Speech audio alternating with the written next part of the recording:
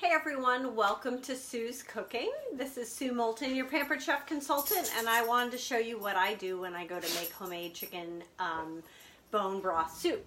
So first of all, we had cooked our chicken in our deep dish covered baker, which now comes in a beautiful gray color, but this is the old cranberry style that I've had forever. And we just put a $5 roaster chicken in there with some carrots, onions, potatoes, whatever you want. Put it in the oven. We cooked it probably an hour and 20 minutes, and it comes off. My kids as children used to call it chicken that falls off the bone, so they would request that.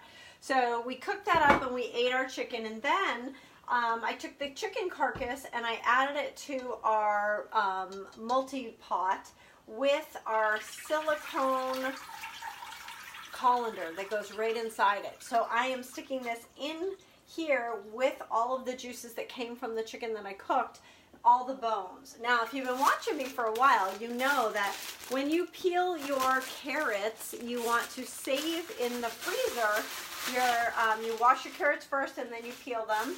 And when you have the ends or the leftover of your celery, you want to do the same thing. Just stick it in your freezer until you're ready to make a bone broth soup, and then you just go ahead and stick it right into your broth, because this will give you really, really good nutrients and lots of great flavor that's going to come from it. I'm going to add some onions when I go ahead and boil that down. But here's the secret ingredient. You want to add a little bit of white vinegar to your soup, because that actually helps, like a quarter cup, not a lot. That helps draw out the bone marrow from your bones, which is really good for your gut health.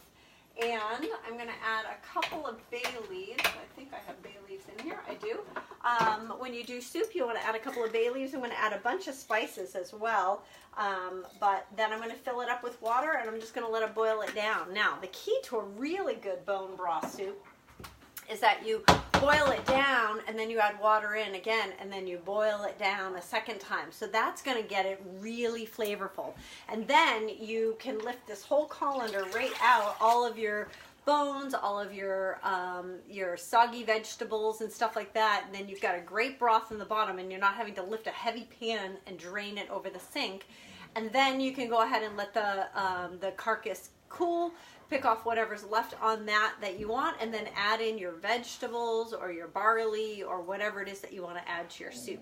So I hope you guys have a great week, and I will see you again on Sue's Cooking. If you would like more information about any of these products, they can be found on my website, www.pamperedchef.biz/Sue's Cooking. There's no G at the end of that. SUESCOOKIN. So again, thanks again for joining me, and remember, subscribe to my YouTube channel.